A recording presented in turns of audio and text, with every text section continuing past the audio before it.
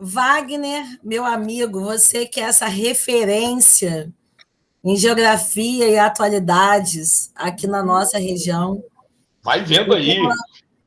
Eu estou te convidando para bater um papo comigo, porque, É, Wagner, você sabe que o Enem, né, é uma prova que valoriza muito quando o participante ele consegue fazer uma interdisciplinaridade no seu texto. Então, quando ele consegue analisar um dado, quando ele consegue trazer um exemplo atual, quando ele consegue analisar um fenômeno, explicando suas causas e consequências, tudo isso a prova valoriza bastante. E a gente tem aqui, né, um tema, que é um tema que vai ser tema da semana, né, um tema que é, inclusive, maratona de redação para os nossos alunos, que está na plataforma Redmil, falando sobre o aumento da insegurança alimentar no Brasil. E uau, quem que tema, melhor hein? do que você para nos falar a respeito de insegurança alimentar? Wagner, comece explicando para mim e para os nossos alunos o que é o mapa da fome e o que o mapa da fome está falando sobre o Brasil. Olha só, Ana, pessoal do terceiro, do segundo, do primeiro, pessoal do CA, todo mundo que estiver ouvindo a gente, saudações para vocês. Pessoal, vocês já devem ter ouvido falar várias vezes sobre a questão do mapa da fome. O Brasil, durante muitos anos, fez parte desse mapa.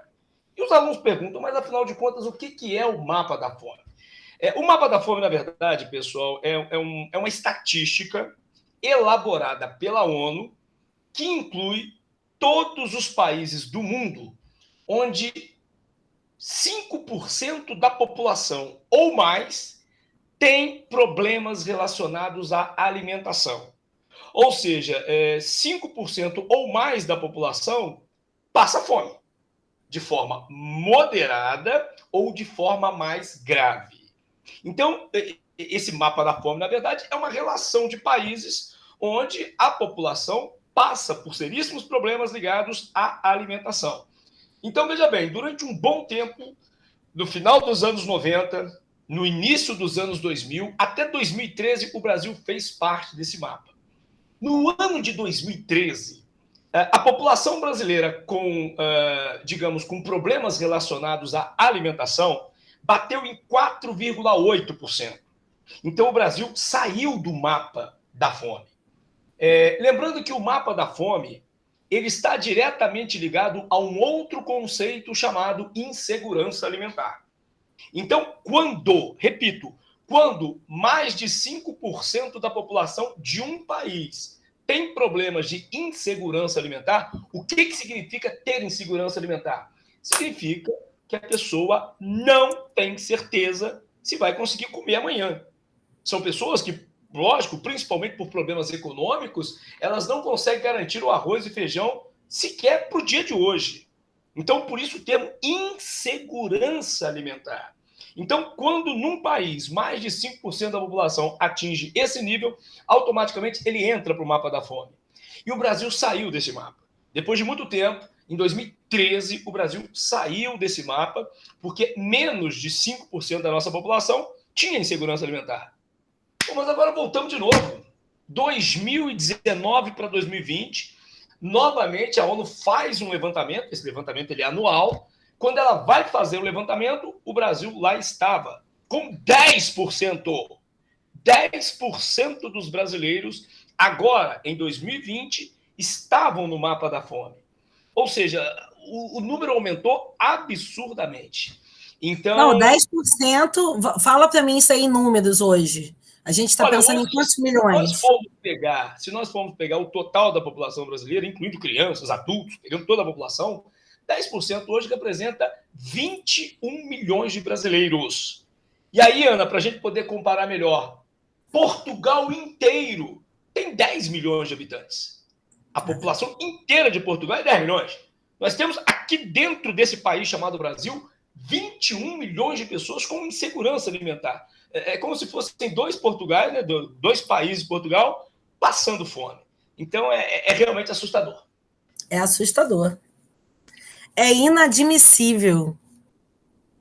Pois Ô, é. Wagner, olha Ô, Ana, só.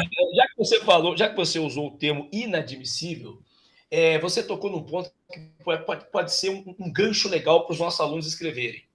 O Brasil, atualmente, é o segundo maior produtor de alimentos do planeta Terra. Então, olha que paradoxo. Nós só perdemos para os Estados Unidos. Eu já falei isso em sala de aula com o pessoal do terceiro ano, também com o pessoal do segundo ano. Repito mais uma vez, somos o segundo país do mundo que mais produz alimentos. Os alimentos produzidos no Brasil alimentam aproximadamente 1 bilhão de pessoas pelo mundo afora. Na China, na Europa, comida que sai aqui do Brasil. E quando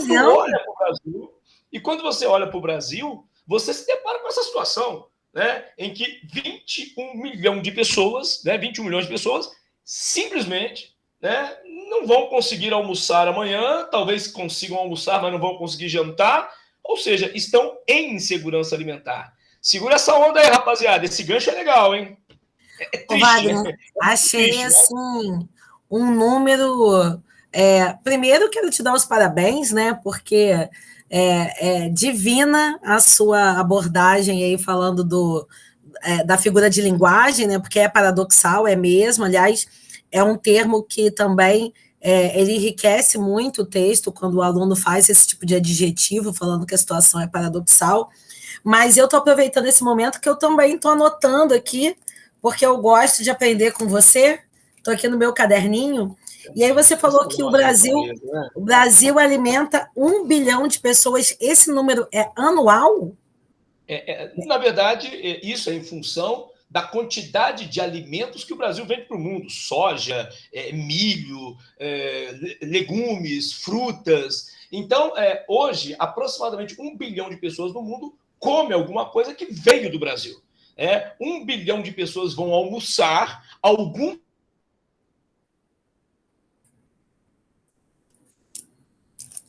coisa que saiu do Brasil.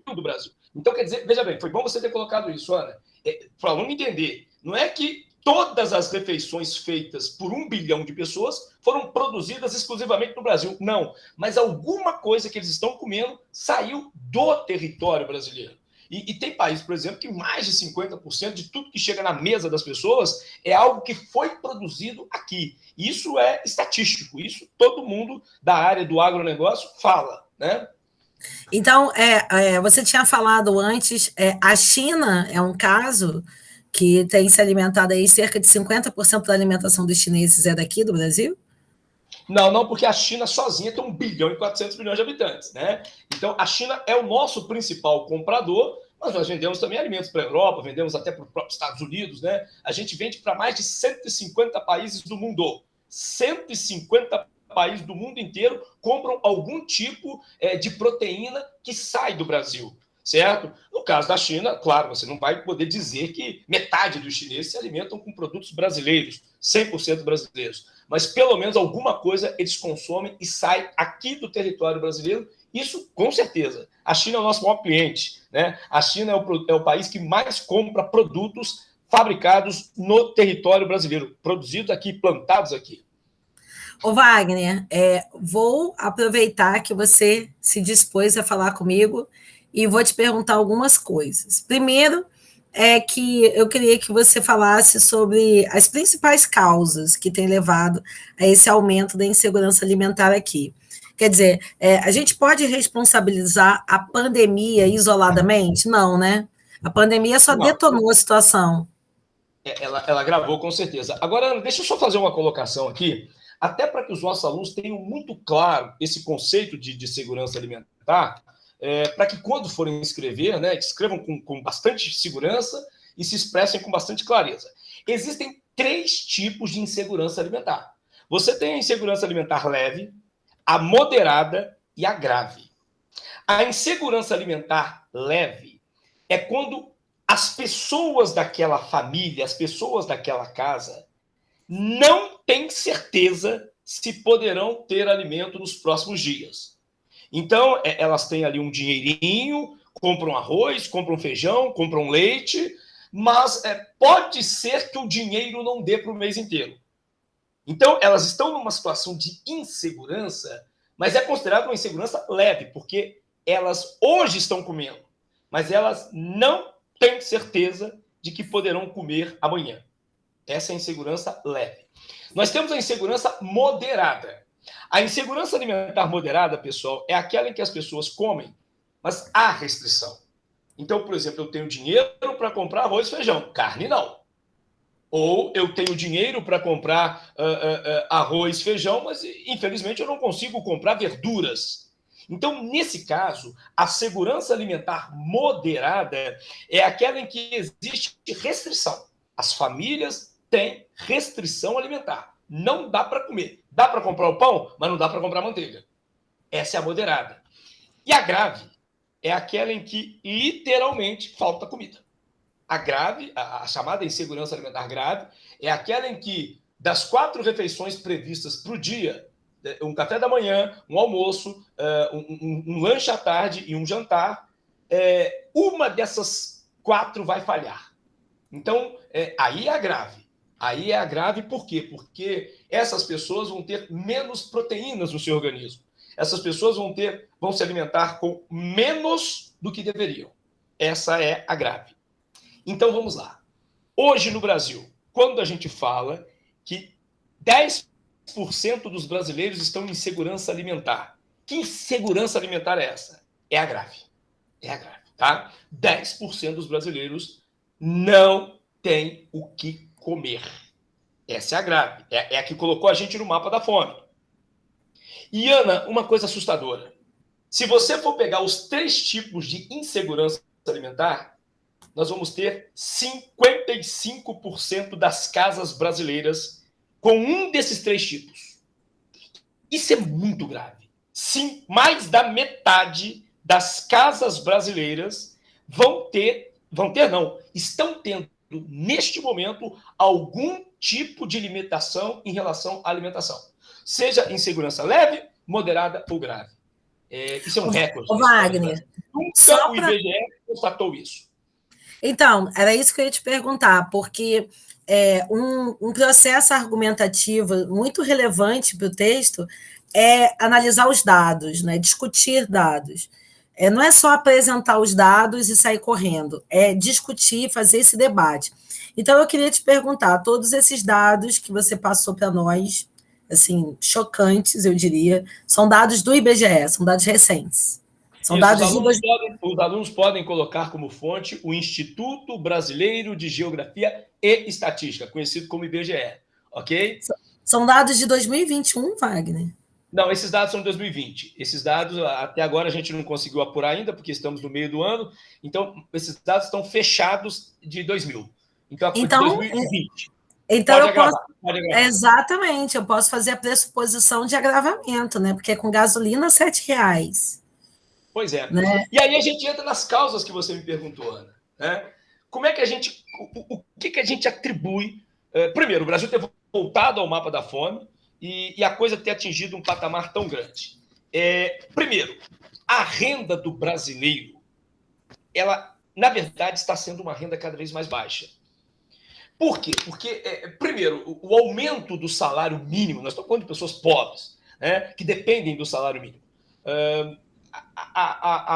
O valor do salário mínimo, ele não tem acompanhado os índices inflacionários como acompanhou no passado. Então, no passado era o seguinte, se o preço das mercadorias tinham subido durante um ano 5%, o aumento do salário mínimo sempre era um pouquinho maior.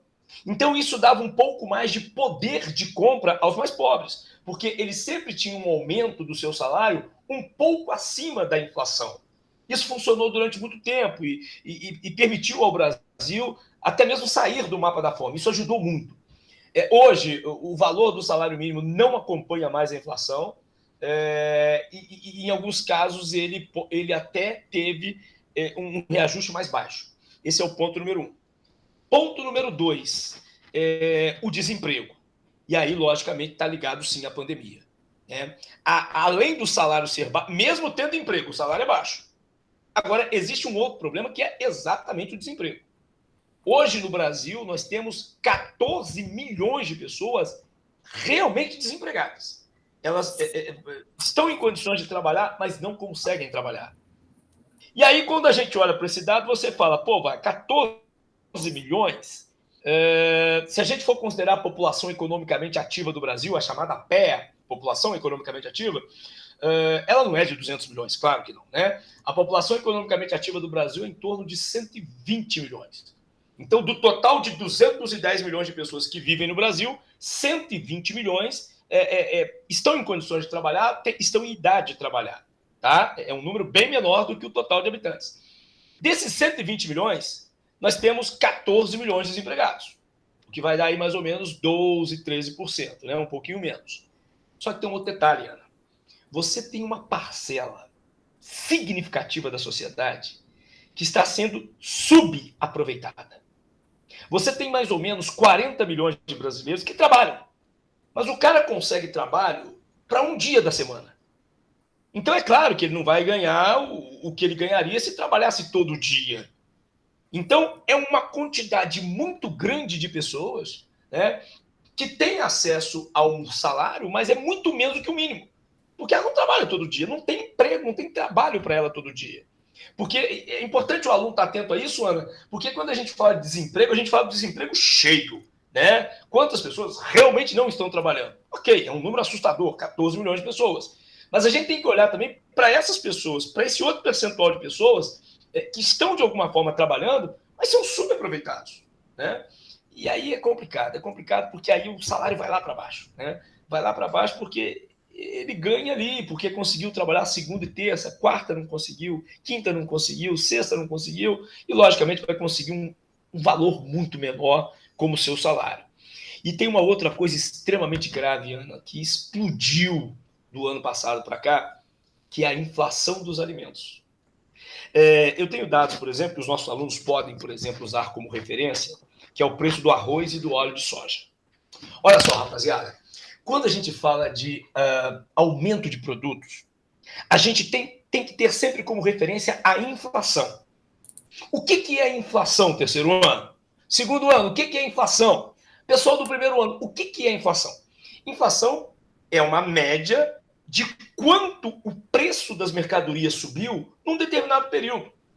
Quanto subiu o arroz, quanto subiu o pão, quanto subiu o preço do Uber, quanto subiu o valor da mensalidade da escola. Então, o IBGE, ele pega uma cesta de produtos e serviços também, né? Quanto custou, quanto subiu o preço do cabeleireiro, quanto subiu o preço dos honorários dos advogados. Então, é muito bem feito esse serviço, tá? É uma estatística muito bem produzida. Então, você pega o grosso do que a sociedade consome e faz uma média para ver quanto o preço subiu. Qual foi a inflação no ano passado? Cerca de 5%. Na média, 5% foi a inflação do ano passado. Quanto subiu o arroz no ano passado? 40%. Quanto subiu o óleo de soja? 85%. Porra, sem arroz e sem óleo de soja não vai ter comida. Né? O óleo ele está presente para fazer o arroz, para fazer o feijão, para fazer, enfim. O óleo de soja ele está na nossa cozinha, não tem jeito. O arroz é o principal produto da cesta básica do brasileiro, disparou 40%. Feijão bateu 38%. É o que nós chamamos de inflação dos alimentos. Então, veja bem, se nós temos uma inflação dos alimentos muito mais alta do que a inflação normal e, consequentemente, muito mais alta do que o aumento dos salários, você joga os mais pobres para desgraça. Então, a gente consegue entender o aumento da insegurança alimentar por conta dessa realidade. Tá? É uma realidade muito forte. Eu citei aqui arroz, feijão e soja, mas tem uma série de outros alimentos que dispararam. Quer ver um outro produto que disparou e que assusta muito? O óleo diesel, que é usado, cara, para locomoção dos caminhões.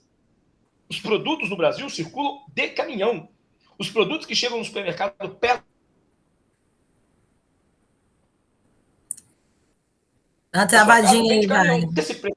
Oi? Falei que deu uma travada na parte que você falou do caminhão.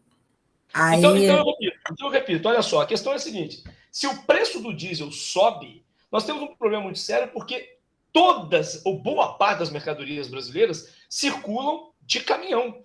E o caminhão precisa do diesel, precisa do combustível. Então, se o preço do combustível sobe, o preço do frete sobe. O preço que o caminhoneiro vai cobrar para trazer a mercadoria vai aumentar. E quando o dono do supermercado te vende o produto, ele também vai aumentar, porque ele pagou mais pelo frete. Então, a gente não pode esquecer do diesel. O diesel subiu também mais de 40%. Então, tudo isso impactou demais. Talvez nem tanto na sua família, mas com certeza na família dos mais pobres foi fatal.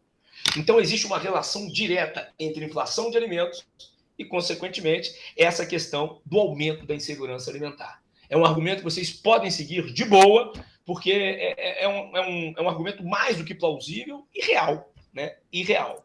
E, claro, se você coloca, igual a Ana falou, a questão da pandemia, você pode até usar a pandemia de uma maneira mais ampla. Mas para que a sua redação fique mais consistente, né, para que o seu argumento fique melhor, o ideal é que você entre nesse pormenor. Porque a pandemia fica uma coisa muito genérica. Ah, a pandemia aumentou o desemprego, porque o comércio fechou, porque as fábricas estão produzindo menos. Com certeza. Mas é importante que você dê uma esmiuçada nisso, né, mostrando o seu conhecimento, né, e mostrando que você está antenado. Certo?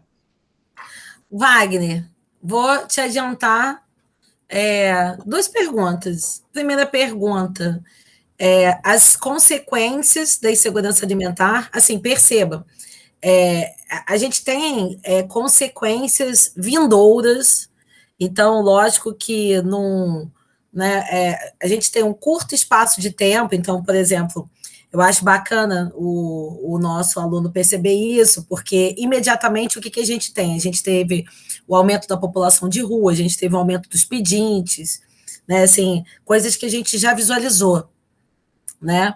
Mas eu acho que é interessante também a gente abordar os impactos que podem acontecer a médio prazo, né, com essa população que hoje não está se alimentando, né, da maneira adequada. Então, o que a gente vai esperar, o que a gente pode esperar aí no futuro que os economistas já devem estar assim levantando hipóteses. Isso é uma questão. E a outra questão que eu também queria pedir sua ajuda é porque toda vez que a gente faz uma proposta de redação do Enem, a gente lida com um problema. Então, já ficou claríssimo que a insegurança alimentar é um problema grave, né, que preocupa a qualquer cidadão hoje que tenha um mínimo de consciência crítica. Como você bem falou, pode ser que não seja diretamente na nossa casa, mas até por empatia, a gente se preocupa com o outro que não tem o que comer. E é interessante a gente sinalizar aí para os meninos o que poderia ser algum tipo de proposta interventiva, né? Então, assim, o que de repente o governo pode fazer rapidamente, ou que tem falhado porque não fez tão rapidamente, quais outras esferas da sociedade que podem se articular nesse momento, ou que devam se articular mais. É muito legal que você ajude a gente aí com isso, tá? Bola para você, Olha meu só, amigo. a consequência imediata desse problema é a subnutrição, porque essas pessoas vão, de alguma forma, sobreviver, mas na medida em que elas consomem menos do que elas precisam, isso, a médio prazo, começa a comprometer o organismo, né? Perguntem para o Bruno, perguntem para o Luciano, perguntem para os colegas da biologia quais os impactos que a má alimentação ou a alimentação, digamos, carente traz para o organismo humano. Então, nós chegamos a ter uma época, por exemplo, que aqui no Brasil, nos anos 90, nós identificamos, por exemplo, no sertão das Alagoas, o surgimento de um grupo populacional chamado de Homem Gabiru. Eram pessoas que, pela fraca alimentação, pela carência de proteínas, elas não conseguiam crescer. Mas eles não eram anãos, como seria um anão, né, do ponto de vista biológico, um anão tradicional. Não, eles não conseguiam crescer por falta de proteínas e nutrientes adequados no organismo. Então, os impactos são impressionantes, questão de memória, dificuldade para raciocínio. Então, o impacto da subnutrição ele é muito forte e ele não se resolve, muitas vezes, a partir do momento em que eu recupero a minha capacidade de me alimentar. Né? Muitas vezes, as sequelas de eu ter ficado um certo período subnutrido, essas sequelas vão ficar. Então, esse é o ponto número 1 que eu chamo a atenção. E o ponto número 2 é a própria saúde vulnerável. Essas pessoas vão acabar precisando ir mais aos hospitais, elas vão precisar recorrer mais aos serviços públicos de saúde, onerando o Estado brasileiro, né? Criando aí uma série de demandas para o setor de saúde que serão amplificadas, justamente por conta dessa má alimentação. Então, isso eu colocaria como consequência. Mais licenças médicas no mercado de trabalho. Sim, é uma mão de obra que fica comprometida. O impacto é muito forte, né? Além, né, da própria questão da autoestima, né, Ana? Porque tu imagina o que é ter fome, né? Imagina o que é ter necessidade, não é vontade, é necessidade de comer e você não ter. Então imagine a autoestima de um pai, de uma mãe olhando para o filho sem ter condições de dar a ele, né, aquilo que ele precisa minimamente para sobreviver. Então você tem aí todo um impacto, né, ligado a essa questão psicológica, autoestima, enfim, o estrago é muito grande, é muito Aumento maior. da violência também, né, questões de violência social. Você acaba tendo tudo isso como consequência. Agora, como alternativa, não tem jeito. O Brasil conseguiu sair do mapa da fome promovendo programas emergenciais de transferência de renda. Você pensa, Wagner, você está falando em dar dinheiro para pobre? Nós não podemos nos esquecer que no Brasil nós temos um capitalismo fuleiro. O capitalismo por si só, o que ele prega? Ele prega a liberdade dos empresários de fazerem investimentos, de tocarem os seus negócios, o que, claro, não é crime. Mas a pergunta é, isso é algo, você tem que entender o seguinte, isso é algo para uma minoria, talvez até para a sua família, mas você tem que entender que isso é algo para uma elite. A grande maioria não vai ser empresário. A grande maioria não vai ter acesso e não vai ter condições de desenvolver isso. Quem cuida dessas pessoas? Né? Quem cuida principalmente dos mais fragilizados? Tem que ser o Estado. Não tem jeito. Quem pode salvar essas pessoas é o Estado. Ou então nós vamos deixar as coisas, deixa morrer. Né? Deixa o sistema funcionar bonitinho para quem pode pagar. Só que nós estamos numa situação em que o percentual de pessoas que não pode pagar sequer pela comida não para de aumentar. E aí, vai deixar a coisa rolar? Que tipo de caos social isso pode provocar? Quando as pessoas famintas começarem, de repente, a entrar nos supermercados para simplesmente retirar as coisas. Nós não estamos longe disso, tá? Porque o percentual de famintos é tão grande, né, que é uma realidade que a sociedade não pode fechar os olhos e imaginar que não, a polícia dá um jeito. Quando a situação chega num caos tal, isso acaba sendo algo inevitável.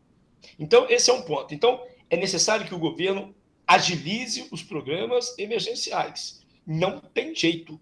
É transferir renda. É dar dinheiro para essas pessoas para que elas possam ter o mínimo, né, para pelo menos não morrerem de fome. Então, esse é um caminho. Infelizmente, não temos outra opção. Bem, a outra opção que eu sugiro é que o governo, por exemplo, isente os alimentos, por exemplo, de impostos. Qual é o imposto que recai sobre o arroz? Por que tem imposto sobre o arroz? Ainda mais num momento como esse. Então, o governo precisa arrumar maneiras, ele precisa usar instrumentos para que os alimentos fiquem mais acessíveis. Porque tem muita gente que não compra, não é porque não tem dinheiro, é porque não tem dinheiro suficiente. Então, se você tem valores de alimentos um pouco mais razoáveis, ainda mais levando em consideração que o Brasil produz tanto alimento, isso é algo que ajudaria bastante. E a outra alternativa, Ana, me desculpe, é uma coisa um pouco mais técnica, mas o governo, por exemplo, ele poderia investir no que nós chamamos de estoque de alimentos estatais. O que significa isso? Gente, alimento, o preço sobe de acordo com a oferta e a procura. Então, por exemplo, se houve uma crise ambiental e a produção de arroz diminuiu, vai faltar arroz e o preço vai subir, certo? Então, em alguns países do mundo, quando o agricultor produz o arroz, o governo compra parte desse arroz e fica reservado esse arroz. Se por um acaso faltar arroz no mercado, o governo usa essa reserva, joga essa reserva no mercado, ou seja, ele passa a vender essa reserva para forçar o preço a cair. Então, esse raciocínio, nós já comentamos alguma coisa com o terceiro ano sobre isso, né? Sobre lei de mercado. Então, você tem que entender o seguinte, os alimentos funcionam como se fosse uma commodity. Ele não tem um preço fixo. Pelo contrário, o preço varia muito, mas varia dessa forma. Né? Se você tem muito daquele produto no mercado, se ele está sobrando, o preço cai. Então, se o governo passa a armazenar arroz, feijão, mandioca, trigo, os principais produtos da cesta básica, né? Se o governo começa a ter um estoque disso, ele pode usar isso para regular o mercado. Então, se num determinado momento lá na frente faltar o alimento, o governo automaticamente vende esse alimento, né? Entre aspas, distribui esse alimento, na verdade ele vai vender esse alimento no mercado, o alimento vai passar a existir em excesso e aí o preço cai. Então, se o governo não quer diretamente intervir, porque o governo não pode dizer o arroz vai custar R$1, não pode. A gente vive numa sociedade que é a lei de mercado, é a lei do capitalismo. O governo, em tese, não pode fazer isso, mas ele pode regular o mercado dessa maneira que eu falei para vocês, com estoques reguladores. Tá? Quem não entendeu, depois dá um toquezinho aí que a gente tenta esclarecer um pouquinho melhor, porque é uma coisa um pouco mais técnica, né? Mais voltado para a questão econômica. Mas eu acho entendi, porque aí o governo ele pode, na verdade, não deixar esse preço ficar tão alto. Porque, pô, para pensar, você como eu, está sempre no mercado também. Pô, quase 100% de óleo de soja é sacanagem, pô. É sacanagem. Mas por quê? Porque faltou óleo de soja. E sabe por que faltou óleo de soja? Porque por conta da pandemia, países como a China estocaram muita soja. E aí começou a faltar soja no mundo. E aí, automaticamente, o preço subiu. Não subiu só no Brasil, subiu em outros lugares também. Porque a China, temendo que a pandemia fosse muito longe, e como ela tem uma população muito grande para alimentar, ela começou a comprar muita soja. E aí começou, num determinado momento, a faltar soja no mundo, aí o preço disparou. Loucura, né? A chamada lei de mercado. É uma verdadeira loucura isso. Mas seria isso, Ana. Eu acho que esse é um caminho que a gente pode usar. Programas emergenciais, né? O governo, de alguma forma, regular os impostos, né? Ou pelo menos num momento de crise como esse, zera os impostos. Assim. Né? É um caminho. Uma maneira de atenuar. Agora, eu tenho. Porque a fome é para hoje. Duas. A fome é para agora, né? Eu tenho duas perguntinhas para te fazer, porque eu sou uma curiosa, né? Eu sou uma bisbilhoteira, porque você sabe que o papel do bom professor de redação é se meter na área dos outros. Então, eu tenho duas perguntas para eu te fazer, né, numa opinião técnica de um professor tão gabaritado quanto você, da sua área aí de geografia e atualidade. Peraí que eu estou querendo, né, botar confetinho para você. Wagner, num determinado momento aí, quando você falou sobre o papel do Estado, né, você fez uma pergunta retórica. Você fez assim, e o Estado, né, o governo vai fazer o quê? Vai deixar todo mundo morrer? E aí eu quero te fazer uma pergunta. Posso falar de necropolítica? Você acha que é uma boa interdisciplinaridade para eu, de alguma forma, relacionar? Quer dizer, a intenção, né, de repente, mencionar assim, a possibilidade, uma intenção, né, de uma política que acaba se valendo, né, da morte de parte da população? Nesse caso em particular, né, o aumento da fome, poderíamos chamar de necropolítica se estivesse diretamente relacionado com a omissão explícita do governo, certo? Mas o que está acontecendo, na verdade, não é apenas algo que dependa do governo. Existem aí outros fatores, como eu te falei, essa postura da China de ter comprado muitos alimentos. Então, existe uma série de coisas que na verdade, está acontecendo, que não é de responsabilidade exclusiva do governo. Então, eu não usaria esse termo, porque não é algo deliberado, né? Não é algo deliberado. Ao contrário, o governo até usou aí uma ajuda emergencial no ano passado, o pessoal deve estar lembrado, R$ 600 durante alguns meses. Esse ano o valor é de 250. Esse ano caiu, mas até por interesses políticos o governo está forçando para aumentar isso. Mas aí está de olho numa outra situação, não devemos nem entrar no mérito nesse momento. Mas então, Ana, eu não usaria o termo em função disso, tá? Porque existem vários fatores que estão interferindo nessa situação. Então, eu usaria o termo se fosse... Entendi. Você está me ouvindo? Deu uma travadinha aqui. Do governo. Não, eu estou dizendo que se esse problema da fome fosse algo, uma causa exclusiva, né, de uma omissão, por exemplo, do governo, aí sim eu usaria esse termo. Como nós temos aí vários elementos, até mesmo externos, eu acho que fica muito forte usar o termo. Tá. Agora, preciso fazer uma outra pergunta, que é o seguinte: muitos alunos, né, esse tema falando sobre acesso aos alimentos, foi um tema que eu até já tinha explorado numa outra redação, só que era uma outra redação que falava sobre agrotóxico, falava sobre alimentação também, entrava por um outro viés, que é essa questão de certos alimentos que são alimentos que estão vinculados a pessoas que têm alto poder aquisitivo, então aquela coisa de ir a um restaurante muito caro e postar foto no Instagram, né, assim, comendo aquela comida que é cara. O tema não falava exatamente da questão da fome, mas colocava em questão o acesso desigual aos alimentos. E aí, Wagner, muitos dos nossos alunos falaram sobre a teoria malthusiana. Quero que você faça um comentário como professor de geografia. Você acha que falar de teoria malthusiana hoje, fazendo essa inter-relação aí com acesso aos alimentos, é uma interdisciplinaridade assim, que eles estão sabendo utilizar bem, quer dizer, que eles estão propondo de uma forma inteligente? Eu acho que não cabe. Não cabe por quê? O que diz a teoria malthusiana, escrita lá no final do século XVIII? Thomas Malthus dizia o seguinte, que a produção de alimentos não acompanhava o crescimento populacional.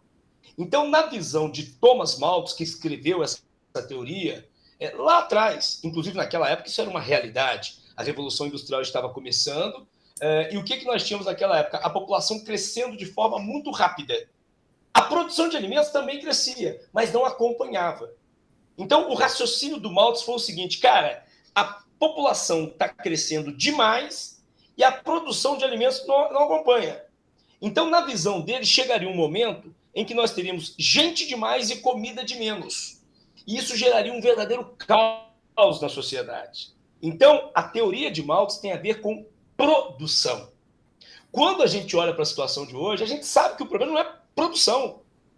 A quantidade de alimentos produzida, o mundo tem menos de 8 bilhões de pessoas. A produção de alimentos hoje no mundo, ela é suficiente para alimentar mais de 10 bilhões de pessoas. Sobra comida no mundo e sobra muita comida. Agora, o fato de nós termos uma situação como essa no Brasil, repito, não tem a ver com a produção. Então, quando o aluno cita a teoria malthusiana, ele, na verdade, está usando o argumento, digamos, inadequado, porque a teoria malthusiana, ela relaciona produção com crescimento populacional. Nós sabemos que não é o caso hoje. Tá? Pelo contrário, ele pode até usar a teoria malthusiana de maneira invertida. De maneira inversa. A coisa da inversão aí que pode ser interessante, se ele apresentar a produção e falar o que você falou, que, entretanto, situação hoje não é dessa forma, visto que o Brasil, não o Brasil, mas a gente pode falar que existe no mundo a produção de alimentos suficientes, só que, de alguma forma, o desperdício, né, ou de alguma forma, a gente vai ter que a questão não é a produção dos alimentos, a questão é muito mais econômica, né? que é, porque, na verdade, você poder pagar por esses alimentos. Porque o que a gente tem que entender é o seguinte: alimento é sinônimo de subsistência. Sem alimento, nós não sobrevivemos. Só que o alimento virou mercadoria. O Estado não dá alimento. Tá? O alimento tem que ser comprado. Então, numa sociedade como a sociedade mundial, em que a ideia capitalista predomina, é muito simples. Não tem dinheiro, não compra comida. Não compra comida, morre. Simples assim.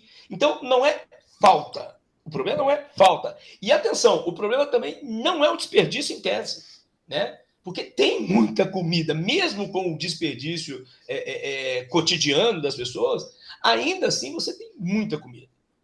Porque se a gente coloca, por exemplo, a culpa, por exemplo, no desperdício, nós estamos trazendo a culpa para nós, quando, na verdade, a coisa é muito maior. A coisa é do sistema. Claro, isso não dá motivo para você jogar metade do seu prato de comida fora. Claro que não. Mas o que eu estou dizendo é que se nós centrarmos demais na ideia de que, puxa vida, né, eu deixei aqui alguns caroços de arroz, eu deixei aqui alguns carocinhos de feijão e vou me condenar por isso. A gente esquece que o problema é maior. O problema é de um sistema, né, que condena quem não tem a simplesmente morrer de fome, quem não tem recursos, né? Então, aí é uma outra discussão, né? Aí é uma outra discussão. Olha, nem consigo te agradecer, tá? Assim, foi um espetáculo. Ó, vou te falar quantas páginas eu anotei do meu caderninho aqui, ó. Ei, beleza. Ó, 1, 2, 3, 4, 5 páginas de anotação, tá? A sua letra também deve ser do tamanho dessa tela, né, Ana? Tô fazendo aqui, ó. Vai fazer uns esqueminhas, né? É o que eu Fazendo sempre digo para os alunos, Ana, em sala de aula. É muito importante desenvolver. Primeiro que na faculdade eles vão precisar muito disso o tempo inteiro, né? Mas é muito legal desenvolver essa técnica, porque você vai ouvindo, você vai anotando. Depois, terminada a aula, você pega aquela anotação e transforma num texto. Então você está treinando a sua escrita, você está assimilando a disciplina, a matéria, né? E você está aprendendo a escrever melhor. Então, só tem vantagens nisso, né? Então, eu sempre falo, às vezes eu estou explicando uma matéria, eu vejo os alunos só olhando para mim e falo, não façam isso. Procurem desenvolver o hábito de também anotar os pontos principais. Não é anotar tudo que eu falo, claro, né? E que os professores, de um modo geral, falam, principalmente de humanas, mas anotar os pontos principais. Porque depois você vai ler aquilo, você vai lembrar e, vai ser show. Você vai gravar com muito mais facilidade. Né? Ô, Wagner, vou contar só uma curiosidade. Quando eu era aluna de pré-vestibular, eu passei, assim, nos cursos bem legais, né? Eu não sei se você sabe que eu cheguei a fazer até o 7º período da Faculdade de Direito, fiz o FRJ, super concorrida. Mas, enfim, vou te falar que eu estudava História, Geografia e Biologia, gravando aula e transcrevendo depois. Literalmente gravava. Acionava o gravador? Exatamente, foi um presente que meu pai me deu, um gravador de fita cassete. Aí eu comprava pilha, gravava a aula, depois morria de chorar, porque tinham umas aulas primorosas que eu não queria perder, sabe? Assim, eu queria guardar aquela aula para sempre, eu tinha que gravar por cima. Mas, por que eu estou falando isso? Porque eu espero que os nossos alunos eles possam se valer disso que agora eu senti vontade de fazer. Pegar essa aula, interromper e voltar um pouquinho, anotar, porque tem muita informação aí bacana, relevante. E assim, é isso aí, Wagner. Os meninos têm que escrever um pouco mais, né? Tem que perder um pouco dessa, né, assim, dessa resistência, porque a gente vive no mundo tecnológico aí que é facilidade de tirar foto, mas olha, nada como a experiência da caneta e do papel e a gente conseguir colocar as nossas ideias concatenadas, isso daí, meu amigo, é ímpar, tem muito valor. Ô, louco, com a palavra aí, a dona das palavras, a Ana Malfacini, ô louco! Tem que ampliar o vocabulário da moçada. É isso aí. É isso aí. Wagner. É isso aí. Acabou o milho, acabou a pipoca? Acabou o milho, acabou a pipoca por hoje. Mas eu espero que a gente tenha outros encontros, inclusive Eu já pensei. Falar com a galera do Verbo é sempre muito prazeroso, tanto ao vivo quanto por tela. E a gente está aqui para isso, pessoal. Eu, o Júlio, o Tiago, né? Todos nós, professores da área de humanas e também os outros profissionais, nós estamos aqui para auxiliar. Né? E a Ana vai ser essa ponte aí que vai estar trazendo alguns temas legais para a gente poder dialogar aqui com vocês. E eu que agradeço muito pela oportunidade, Ana, de ter falado com essa galera aí que vai estar me ouvindo de manhã, de tarde, de noite, de madrugada. Em algum momento a galera vai assistir esse vídeo aí, porque vale a pena. Né? Valeu, Aninha! É importante falar que, ó, 10h15 da noite que a gente está fazendo esse material, tá? É então, verdade, 10h15. Sempre é hora de aprender. A minha mulher já bateu 2 vezes na porta aqui pedindo amor. Tchau, porque agora eu vou cuidar de um assunto sério, viu, moçada? Valeu, moçada. Até a próxima. Até a próxima. Valeu, beijo. Tchau, vamos embora. Tchau.